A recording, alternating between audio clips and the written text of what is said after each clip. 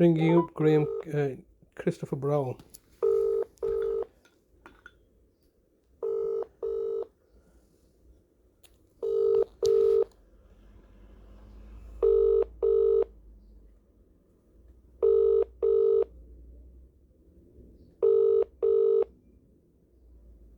This is the Vodafone voicemail service for 07769247196. Please leave a message after the tone. When you finish recording, please hang up or press the hash key for more options. Yes, hello, Mr. Browell. It's Mr. Hussain here. Once again, leaving yourself another daily message like a broken record. Today is Friday, the 19th of July, 2024. And for a change, we're having an absolutely gorgeous day today. It's been nice and sunny today. And today is a day like this. My brother would ideally be out in the community, out and about. I used to take him regularly to see to our mother's grave, to our parents' grave, to our brother's grave at Seymour Cemetery. Take him for reading Jummah together, the religious rites of seeing our parents on Jummah Friday, and also going to Friday prayers.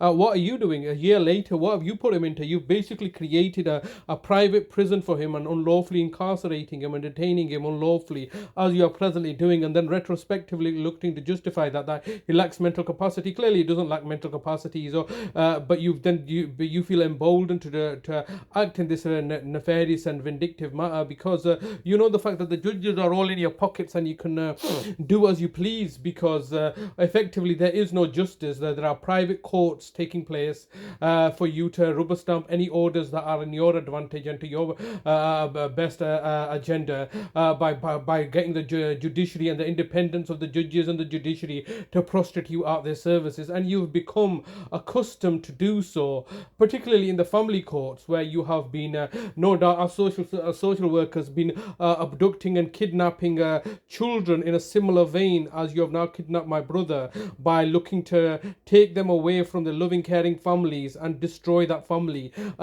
under the guise of acting in the best interest of the child. But the difference is my brother is not a child, and these are not family court proceedings. You've even done the same. You emulated the same actions in the court of protection, where you could effectively take charge of the situation of people's finances.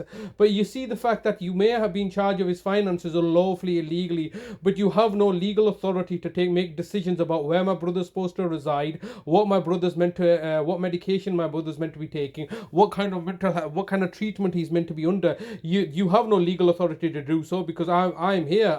He has given me lasting power of attorney for health and welfare, and you have suspended that. And I kept on screaming to you that okay, you've suspended the lasting power of attorney for property and finances and taken control of that, but what about the health and welfare? What about the health and welfare? What about the health and welfare? You are neither the deputy for his health and welfare, the Office of Public Guardian deputy for health and welfare, or have a lasting power of attorney for his health and welfare to be making decisions surrounding his health care treatment and also his place of residency. You know this, I know this, we've gone through all this so many times, but the reason that you're so boldened to do this is because you know the fact that this is just standard practice when it comes to abducting and stealing children, and everybody knows this. I mean, I go on Facebook pages to tell all the broken heart mothers that are crying for their children. But you attempted that recently, haven't you, in Leeds yesterday? And what happened then? Leeds is burning down in riots because of the fact that you tried to abduct somebody's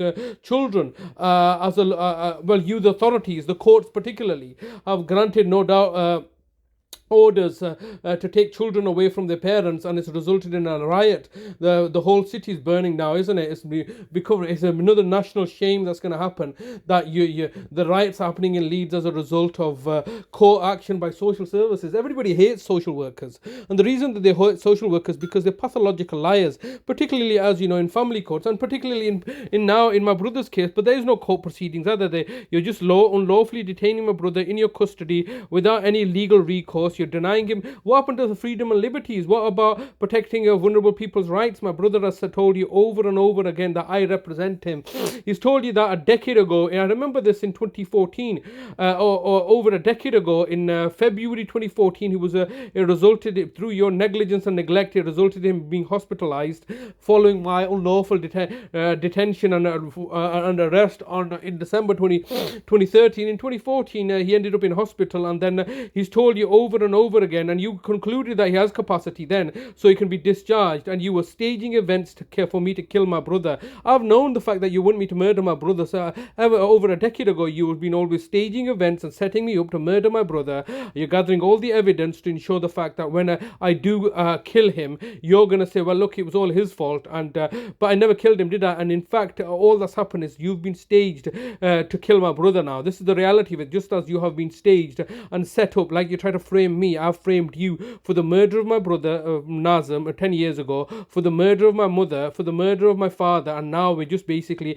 under this enterprise for you to murder my brother Talibov, again, whilst holding him detained in your private prison as masquerading as a care facility. I've rang you up every single day, and I'm highlighting your failures and incompetences, and you continue to act in an abrasive manner and trying to lay the blame at my door, when the reality is that he's been suffering as a consequence of your desperate need to save money because of the 2008 economic crash, and we are the victims of that. My brother's the victim of that 2008 economic crash. I'm the victims of You have 15 seconds recording time remaining. I myself am a victim of your clear tyranny against carers whom you've been exploiting, whose labour you've been exploiting. And this for me has always been a labour dispute, and you're just making it something far more worse, and particularly digging yourself a lot deeper. Please get back in touch with me. I want to speak to my brother on the telephone. That's all I'm asking for right now, because obviously you're denying me even that access. Sorry, your recording time has expired. To leave your message, press 1. To review message, press message sent. Thank you for calling.